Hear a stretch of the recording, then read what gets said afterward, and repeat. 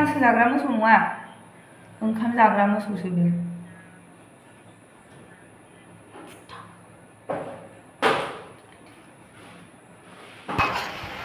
थालिर फस्ला लालाय खुलुमबाय hello everyone welcome back to my channel गिबि गिबियावनो बयनिसिमबो खुलुमनाय जासिहरबाय नै आंहा बाजार थांनो ओंखारदों दासो एसे सानजौलायबाय थ' मा खालामनाय जायो नोंथांमोननो शेयार खालामलांनो नाजानोसैलाय नोंथांमोना जुदि आंनि भिडिअखौ नायनो इन्ट्रेस्टेडब्ला अननानै जोबजासिम नायलांदो थ' बिदिब्ला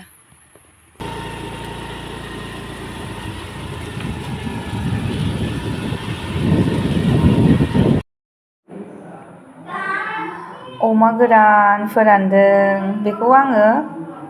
आंनि बोरायनो हरनो नागिरदों बासजोंहाय गुवाहाटीसिम ओमफ्राय आं बाजारनिफ्राय लानानै फैदों लोगोफोर लादाय ओमफ्राय खुसेंग्रा आरोना बाजाराव नुनाय लोगो लोगो लानानै फैथारबाय आङो ओमफ्राय लादायखौ आं दिनै जागोन थालिर फस्लाजों लोगोफोर रेडि जाजोब्बाय खुसेंग्रा थालिर फस्ला फाइनालि दिनै मोनजामारसै लोगोफोर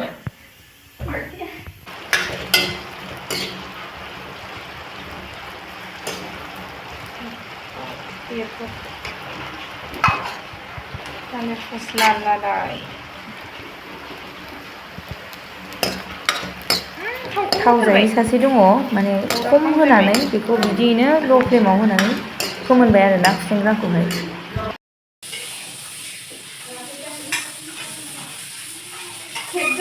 हरजोबनायाव गैया लाखिनांगौ मिस्टार बसुमतारिनो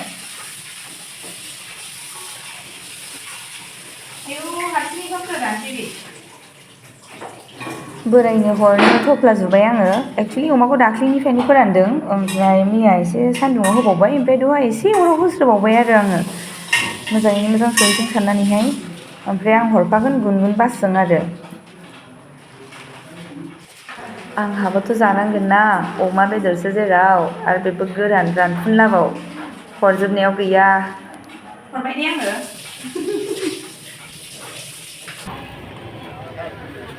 थादुन ओमफ्राय अमा गोरान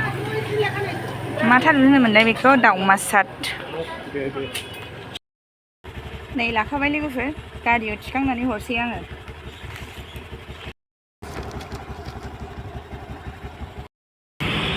गुवाहाटी गइबालाय फन करिले हल दादा हा दे साराय सातथा दे दे गारियाव हरनानै फैफिनबाय आङो दा 7:30सोआवहाय आजावनो मोनसिगोन बियो आंना बोराया टिउसन टाइम जालायबाय ओमफ्राय रेल गेटआ बन्द'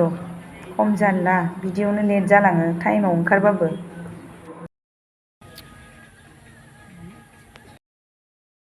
जाग्रा लालायबाय फुंफ्राव नांगौ जायो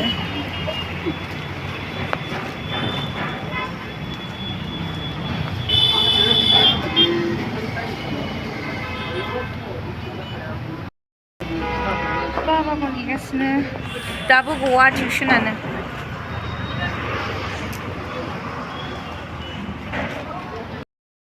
मोनालायबाय संनाय खावनायनि लाहार फाहार जालायबाय सोर सोरा मा ओंख्रि संखो लोगोफोर ओइ लोगोफोर मोनानि ओंख्रिया ना बिदैसो ओमफ्राय नै सिब्रु आलु ओमफ्राय ना बालाबाथि दंमोन बेखौ एसे होनानै संबाय ओमफ्राय ना बाथोन खालामदों ओमफ्राय बाबानो ना पिस मासे दोनबाय आरो पिस मोनसे दोनबाय माने बियो ओंख्रिनिखौ जानो नागिरा नालाय बेथ' दहायनि लादाय आरो थालिर फस्लासो माला संनानै दोनखोथाय जोंहा हले मोनखांजोब्बाय लखिया जा गोथाव संखादों दिनै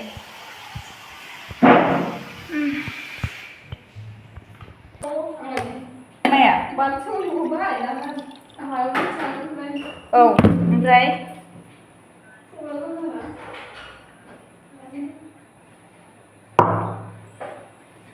नै मोसौ फिसा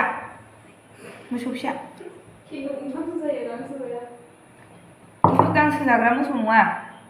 ओंखाम जाग्रा मोसौसो बे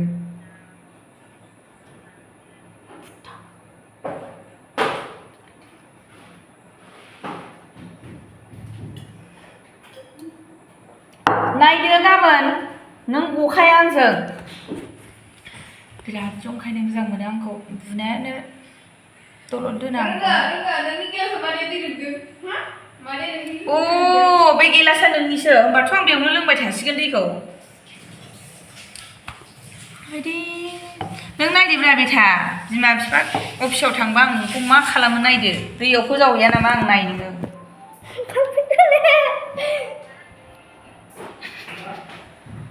मा खालामनो नागिरदों जेनेबा हो नङा नों मा खालामनो नागिरदों दे नों लोंदों नालाय आंनि गिलासजों ओमफ्राय नोंनि गिलासाव आं दै लोंनाया मा जाखो ओमफ्राय ओरैबायदि खाबि आयु बिमा बिफाल' गैया जाथों एबार नाय नोंखौ आं मा खालामो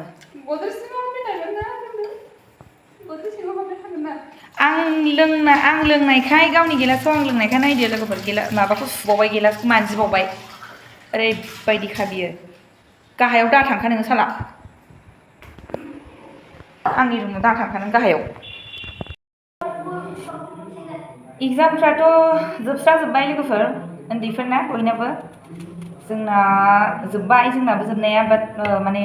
माइनर जागासिनो आरो दा मेजर साबजेक्टखौ माबाग्रोदों लाग्रोदोंमोन नालाय सिगां माने एबारसो बेबायदि जाफेरदों एबारसो माने सिगाङाव माइनरसो जाग्रोयोमोन बाट एबार मेजरखौ लाखांनायनि फरायसो माइनर आरो एग्जामा हानायाथ' हाजोबदोंनि सारा जेबो होनखाया एग्जाम होनानै फैबा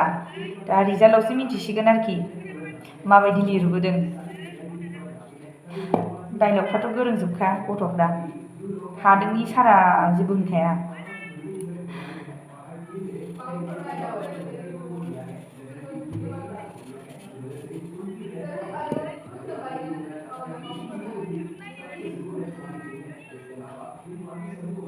आपेलफोरखौबो लेबनानै जायाबा उफाय गैला माबा केन्डेलबो होलायलाङो सायाव बिगुर सायाव माने मोजां थानायनि आरोना स्लिम नुनायनि ओमफ्राय जोंहा बेखौ बायनानै जानांगौ आरो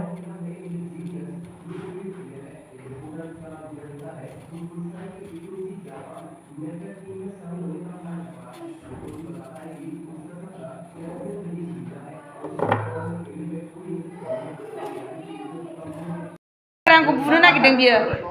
नै आंखौ बुनो नागिरदों बियो बिरादनो बुनो नागिरदों बे आंखौ दा बुखा खिन्थु होनखाबाय आङो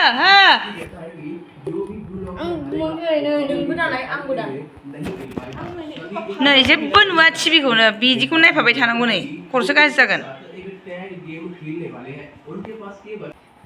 बियो गोलोम बोथोरावबाबो नै मुजा गानो बोरो बोरो मोसौ बोरो दिनैनि भिडिअ'आ बेनोसै लोगोफोर थेंक इउ फर वाचिं